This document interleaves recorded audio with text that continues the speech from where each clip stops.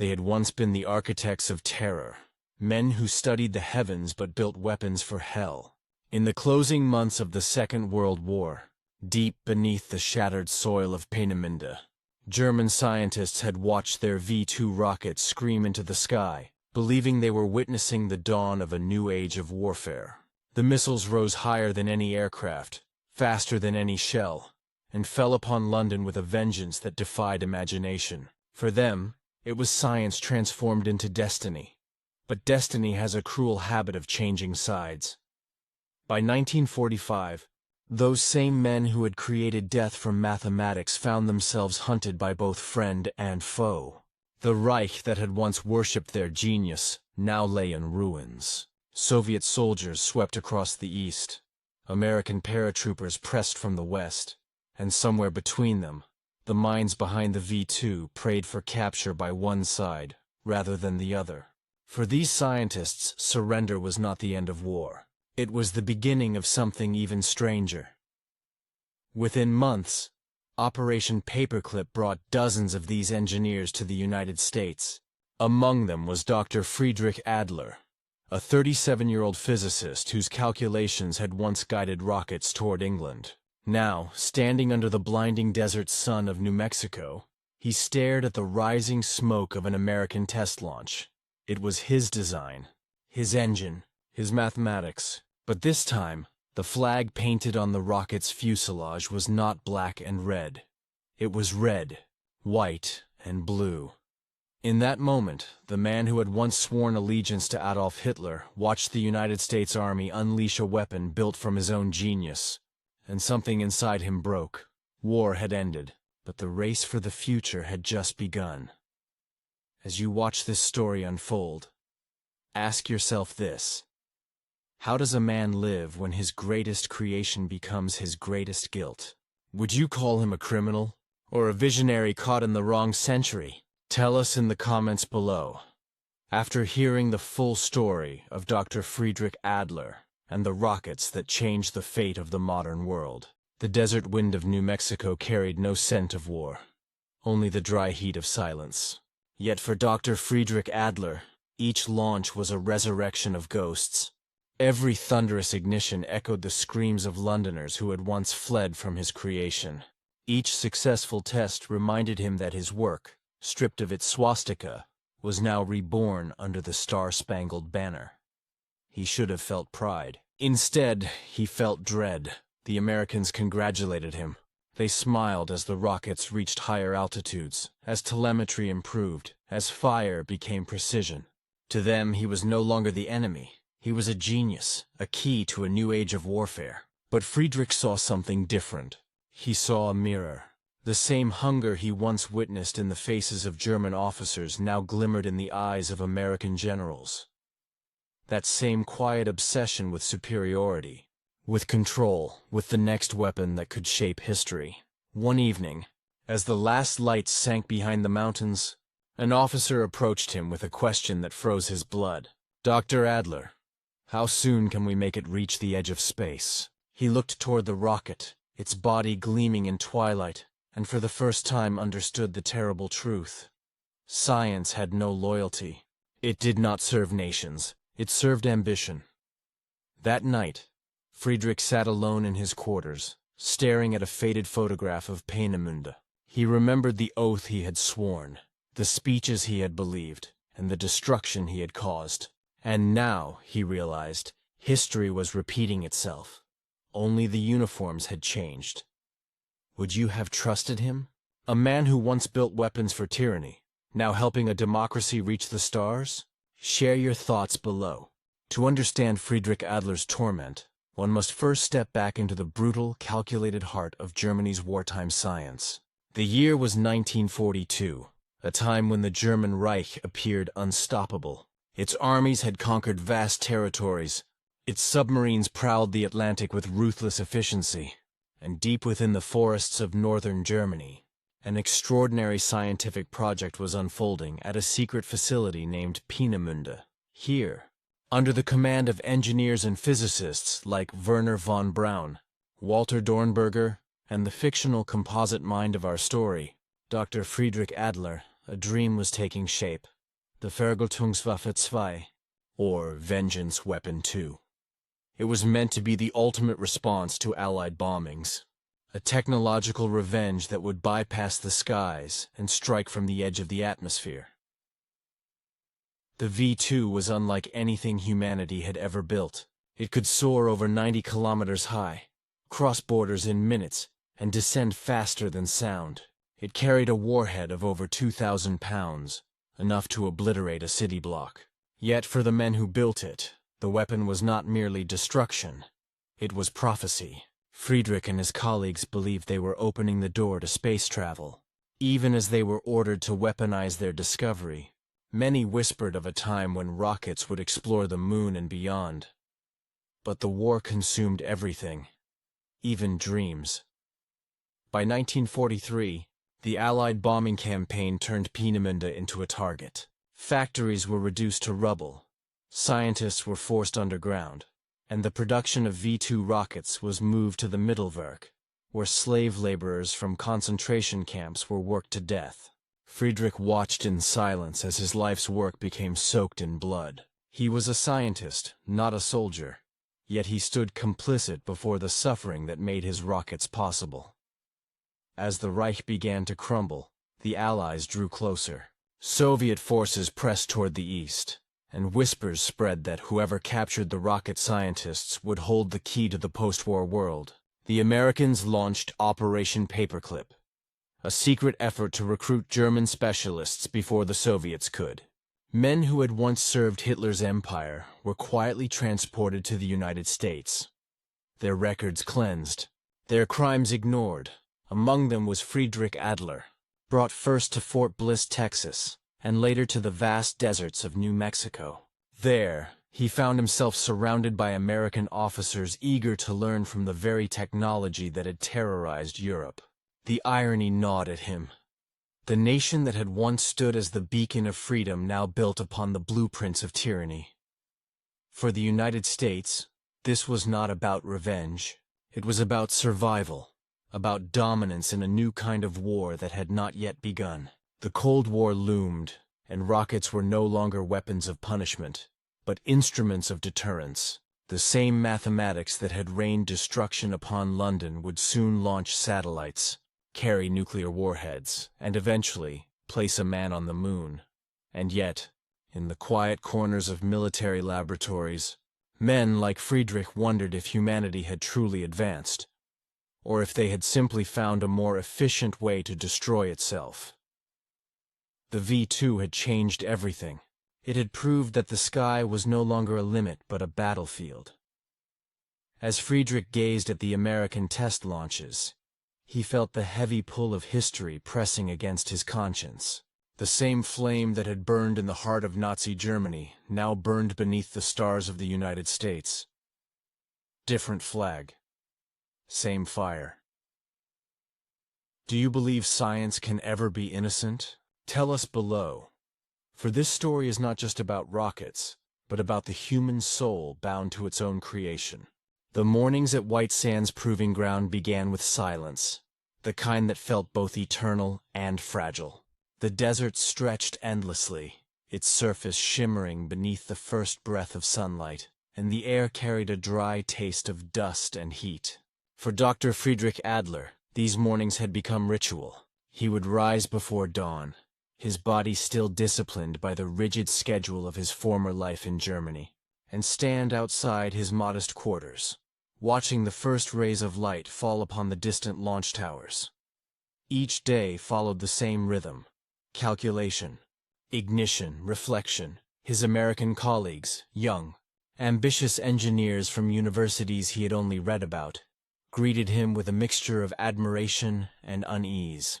They called him Dr. A, partly out of respect, partly to avoid the uncomfortable reminder of his origins. He, in turn, treated them with quiet courtesy. He corrected their equations when necessary, taught them the mathematics of combustion, and helped them solve the countless problems that came with building machines capable of touching the heavens. Yet beneath the routine, A deep unease lingered. Every sound, every vibration from a rocket test carried with it a strange echo of his past. The thunderous roar of launch engines reminded him of Peenemunde's nights. The blue-white light that split the sky. The proud cheers that had once filled his chest with pride. And the hollow silence that followed after reports came in from London. He would sometimes wake in the middle of the night, drenched in sweat, the sound of explosions echoing in his dreams. He had convinced himself that he was rebuilding his life, that his work now served peace. The Americans told him so over and over again.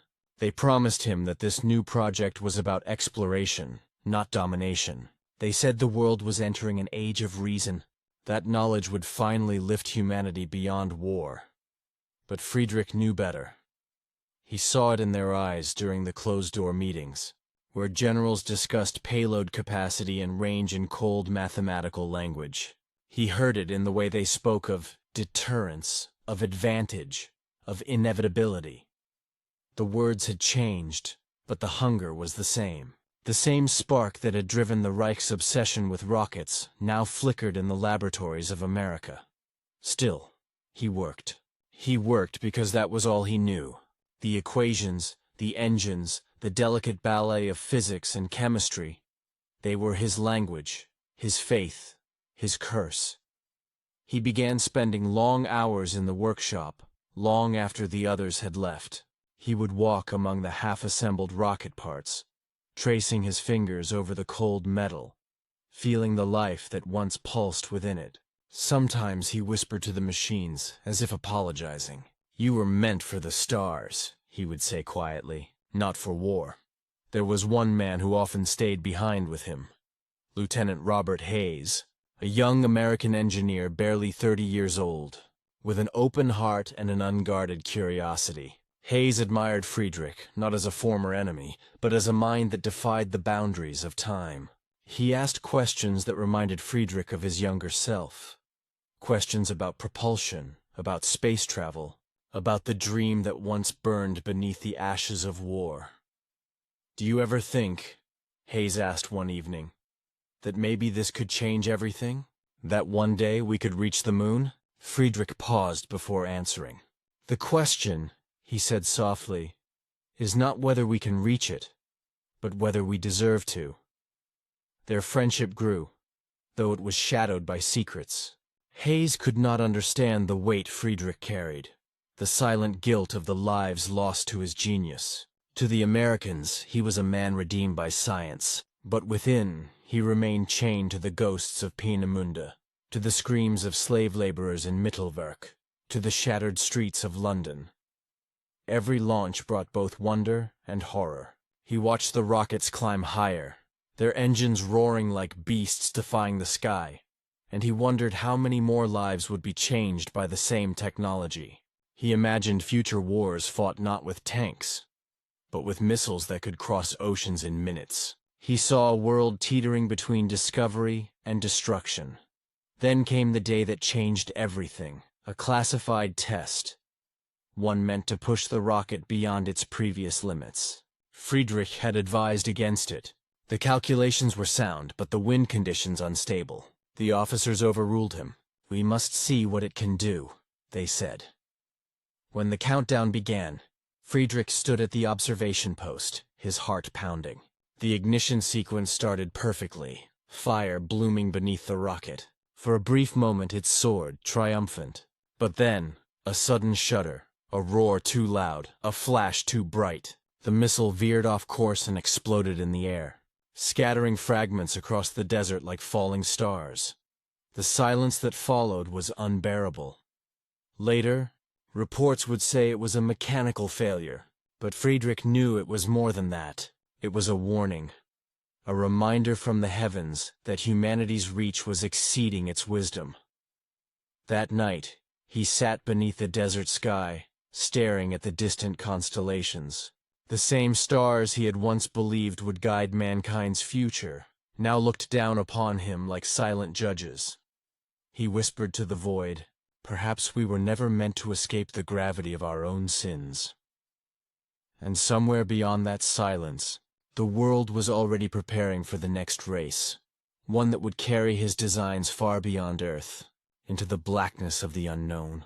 Would you still celebrate progress, knowing it was born from the ashes of war? Let us know your thoughts below, because the story of Friedrich Adler is not only about the past, it is about the question that still defines our future. Weeks passed, and the desert air grew colder.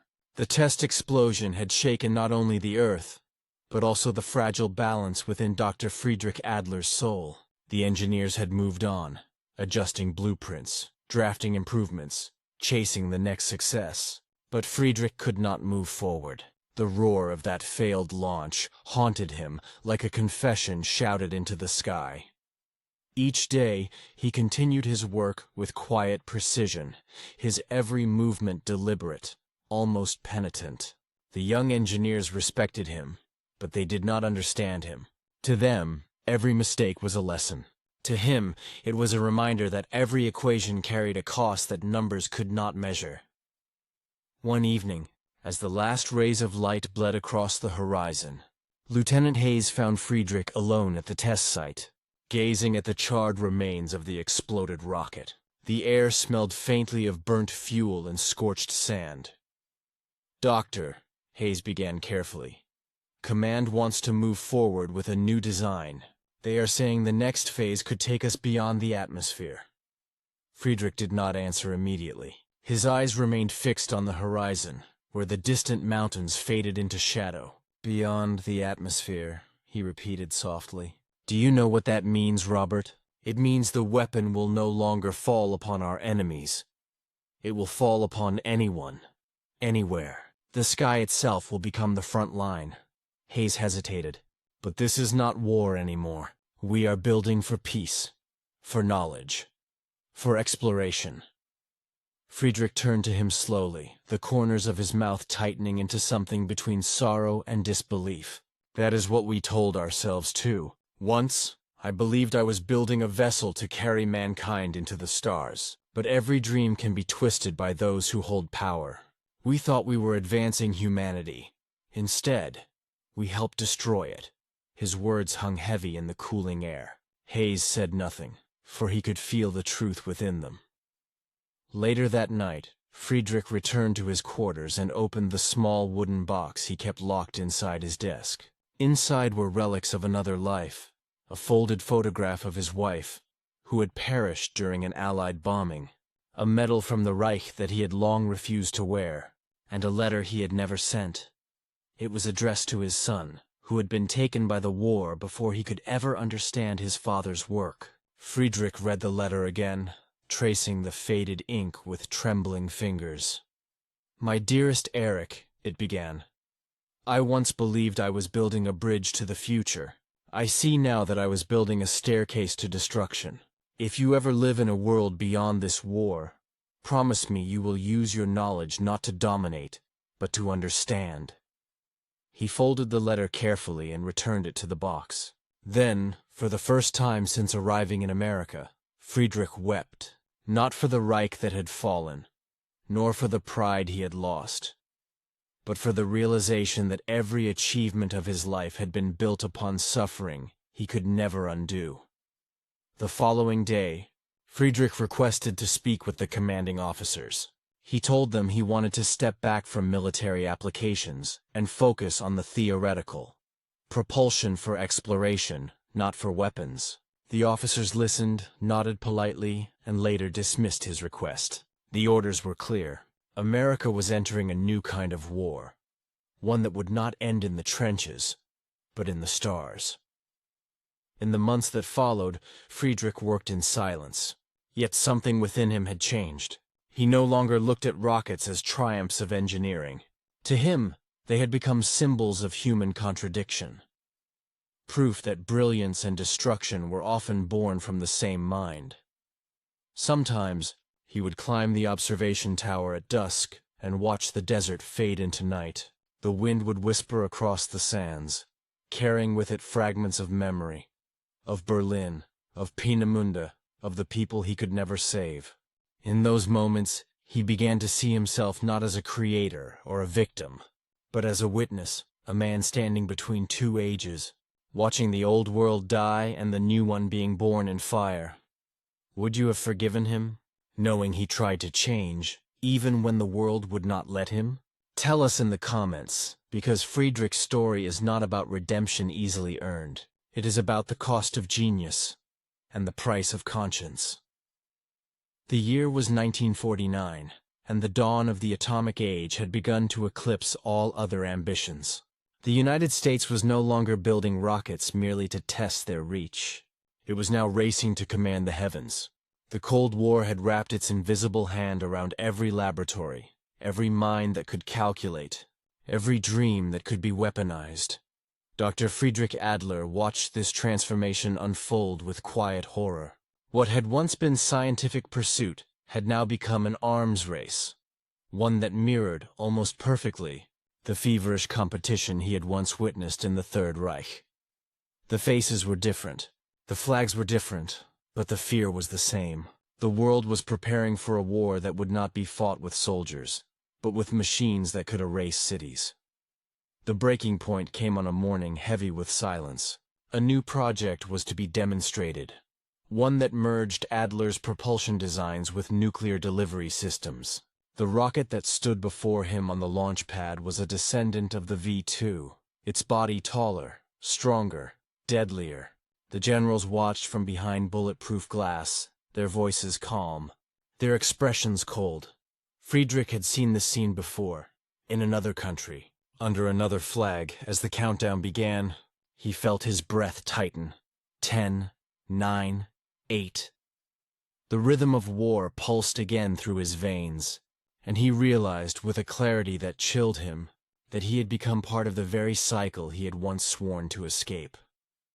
At the final second, he turned to the control panel and whispered, "May God forgive us." The rocket ignited. Flames erupted beneath it, dust swirling into the sky like the ghosts of 1,000 dead cities. The machine roared upward, ascending into the blue, and for a fleeting instant, Friedrich saw beauty.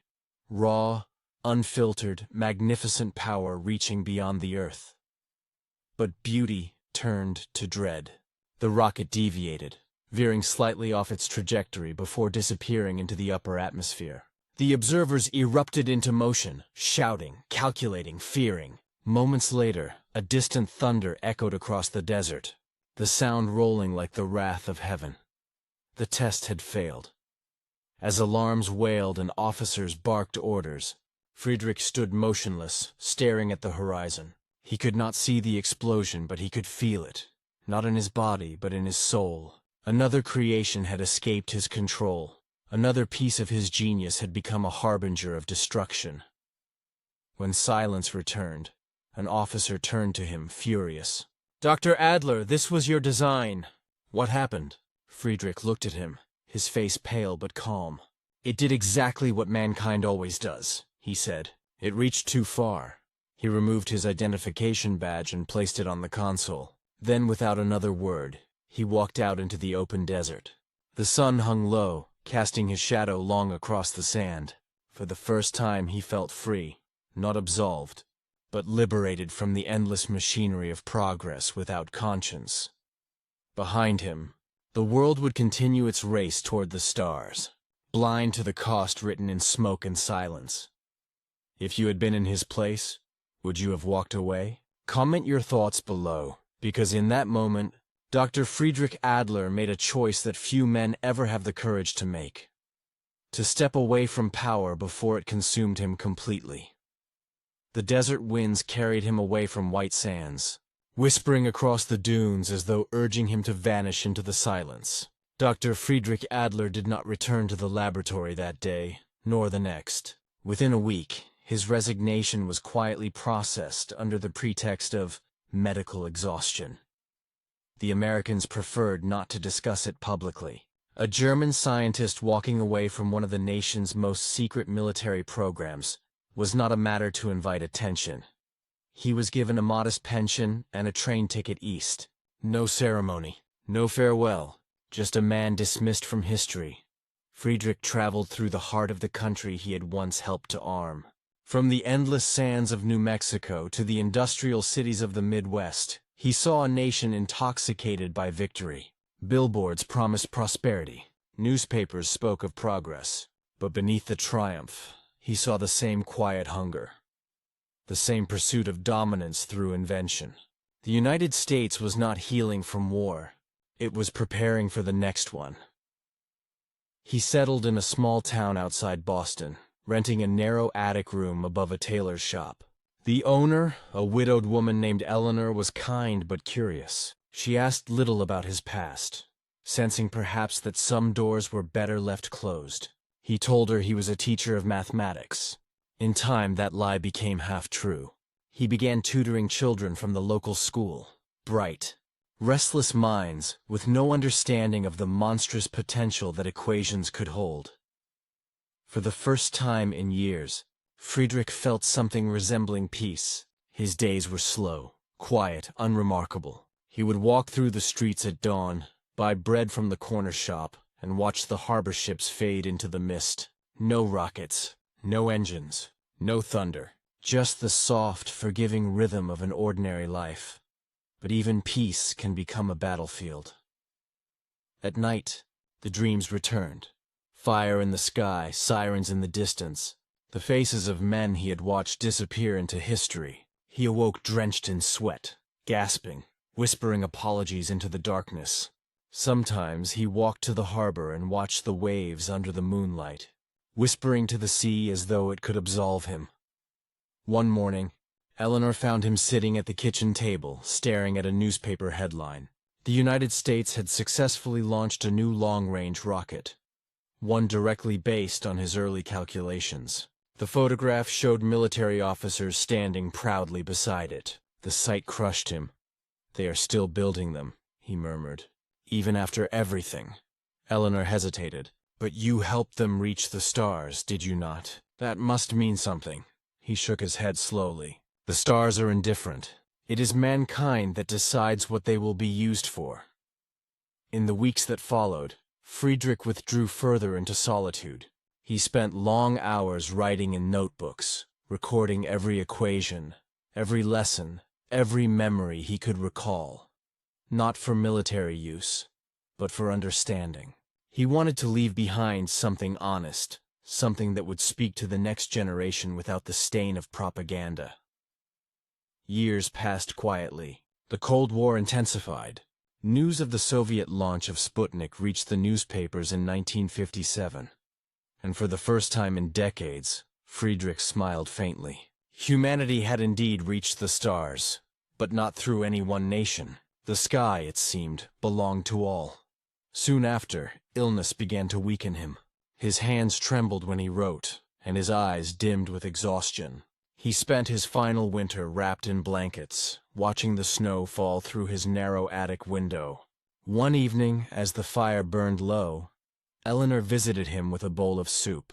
She found him staring at a small wooden box on his lap, the one that held his wife's photograph and his unsent letter. "Will you mail it?" she asked softly. He smiled faintly. "It is too late for letters, but not too late for truth." He handed her the box. Inside, atop the old relics, lay a single sheet of paper, freshly written in unsteady handwriting. It read, "We built machines to reach the heavens, yet never learned how to live upon the earth. If future generations must fly higher than we did, let them also learn humility, or their wings will burn as ours did." A week later, Doctor Friedrich Adler passed away quietly in his sleep. There was no funeral, no obituary. Eleanor buried his box beneath a tree by the harbor, overlooking the sea that had always drawn his gaze. Years later, when men finally walked upon the moon, one of Friedrich's equations would be discovered among the archives of early rocket development. Few remembered his name. Fewer still understood his conscience. But somewhere in that endless expanse above, a piece of his dream, and his guilt, remained. Would you have remembered him as a traitor, a visionary, or something in between? Let us know in the comments below, because the legacy of men like Friedrich Adler still defines the sky above us all.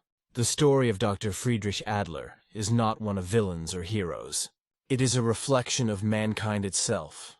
Brilliant, flawed, relentless in its pursuit of knowledge, yet blind to the weight of its own creation. His life reminds us that progress, no matter how dazzling, is never free. Every discovery carries the shadow of its consequence, and every invention mirrors the soul of the one who builds it. When the world celebrated its first steps upon the moon, few paused to remember the hands that forged the path through fire and fear. Behind that triumph stood men who had once built weapons of terror, men who dreamed of reaching the stars, but whose dreams had been twisted by the machinery of war. Dr. Adler's story forces us to ask the question that progress often ignores. Does the end ever justify the means, if the means destroy the very humanity we claim to advance? He died quietly, without recognition, but perhaps that was the truest form of redemption he could ever achieve. He walked away from power when the world demanded obedience. He chose reflection over ambition. In his solitude, he found a kind of peace that laboratories and governments could never offer, the peace of understanding the truth about oneself. And that truth endures. Every time a rocket pierces the atmosphere, it carries both the promise of discovery and the memory of destruction. The trail of fire that lights the night sky is a reminder that science without conscience is only another weapon waiting to be used. The sky above us is not only the realm of exploration, it is a mirror. It reflects who we are, what we value, and how far we are willing to go before we lose sight of what makes us human. What do you believe? Was Friedrich Adler a man seeking redemption, or a warning written into history? Share your thoughts below. And remember, the stars may belong to all mankind, but what we do with them will forever reveal who we truly are.